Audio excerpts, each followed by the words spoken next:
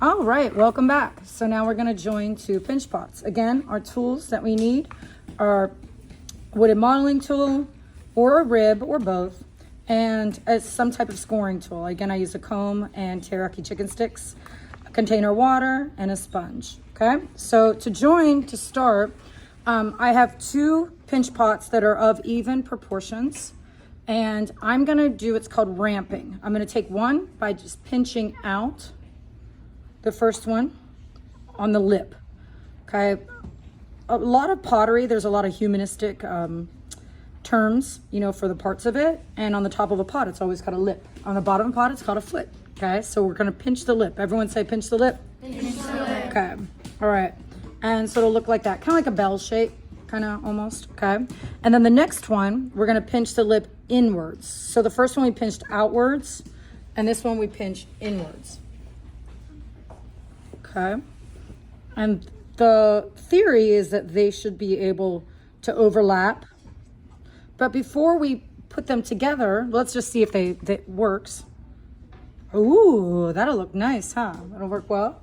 Okay, then you don't have to, used to be when you would connect two pinch pots of the same exact size, it would be really smart to add a reinforcement coil. But I noticed that students, they go to add the coil and then they push too hard, the coil comes too big, and it's very difficult to have that finesse that you need when you're adding a reinforcement coil. So I like this method better. But before we join this, before we smear this, what do you need to do? Score and slip, okay? So this is my scoring tool. And again, you can choose which one you like. So I'll put this into the camera. This works really well, the teriyaki chicken sticks, or sometimes people like to prefer the comb. But you want to make sure you have water on those, because it's not just scoring, but again, what is it called? Slip. Slip. You want to make that slip or that mud, right? So score and slip, and I'm going to just give this a little push up. And then get rid of the water out of the caption. And then score and slip the inside. Try to avoid, you see that water just went inside? Yeah. Try to avoid that. That's going to cause your pot to weaken, and it could come open or crack open really easily. So you want to avoid that. And you want to not just go in one direction when you score and slip. Make sure that you're hatching and cross hatching. So I'm just going to take my apron, or you can take your towel and kind of get some of that moisture out of the inside, because that would be really bad.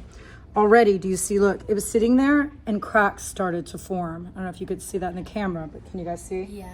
Yeah. So you don't want that water in there, okay? Because I can smear it out also with my fingers, but you don't want that water in there, okay? So I'm gonna go ahead and join them.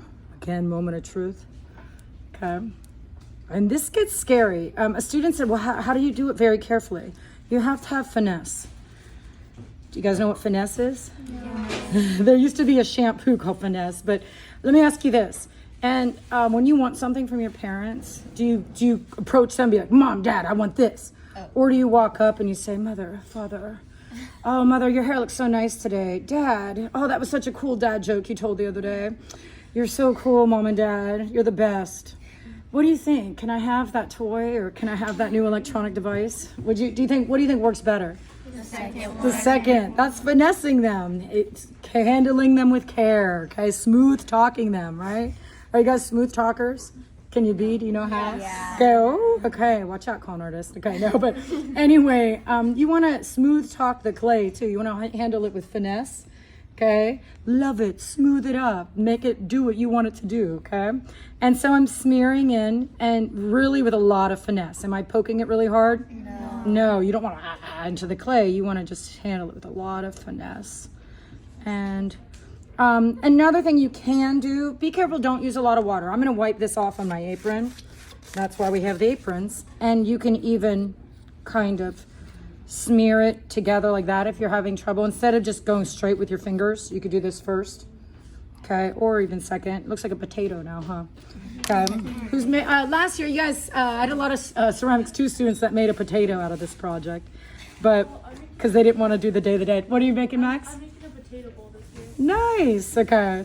So, and then you could make some other pinch pots that hold the sour cream and chives and onions and all the toppings, and this can be the centerpiece on the table with them when you have a potato evening.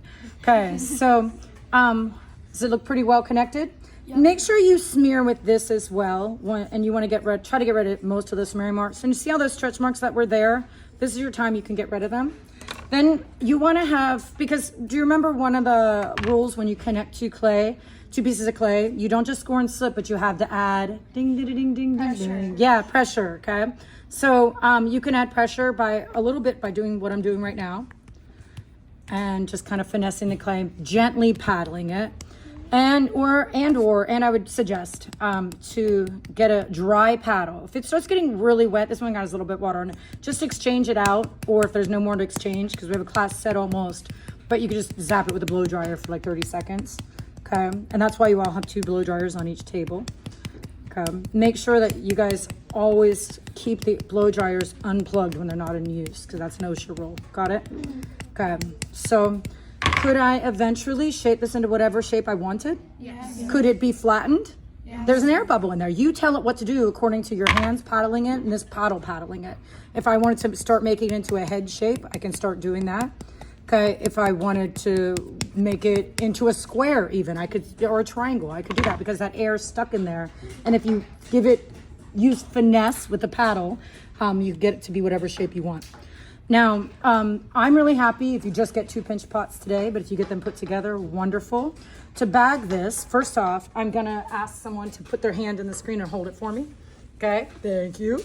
And typically, I will always have a little towel next to me, and that's why you guys have towels. And you don't wanna and prepare this ahead of time. You wanna make what's called a little bird's nest. So I'll sit it on my bird's nest, because if I just put this flat, do you think, what will happen? It'll get flattened on the bottom and it'll start to crack open. So on each of your tables, you'll notice that I put a roll of bags, okay? And ceramics too, if there's not on each table, double check and make sure and get some out of drawer 3 if there's not.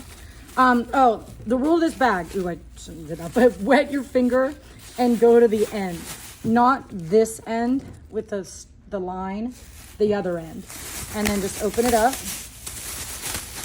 okay? And then gently take your your closed vessel, and lay it inside the bag. Twist it gently with lots of finesse, okay? Try to get most of the air out. And this part that's, would dent in, don't put that on the bottom, put that on the top. Don't tie the bag, because sometimes it messes with the bag. Just twist it and lay it in your little bird nest. And you could probably fit 2 or 3 of these per tray, and share trays, because we have a limited amount of space. But that's how you would store it overnight. Okay, until it starts to get leather hard. All right, thank you very much. Any questions? Yes, ma'am. How long does it take to get leather hard? That depends. That's a very good question. It could take, if you were let it to sit out on a hot day like this when it's 104 outside in the sun, it would probably take 5 or 10 minutes, okay? But if you want to blow dry it for like 2 minutes, maybe. If it were just sitting in the room, it just depends. It could be hours just sitting in the room. Every day it's going to get a little bit more firmer that you guys work on it. The goal is not to get it completely leather hard until it's done, until you start carving into it, okay? We want to keep it plastic while we're sculpting. Okay, so are we going to have to use a lot of finesse this semester? Yeah. Yes. Love up your clay, okay? All right, thank you very much. Have a wonderful day.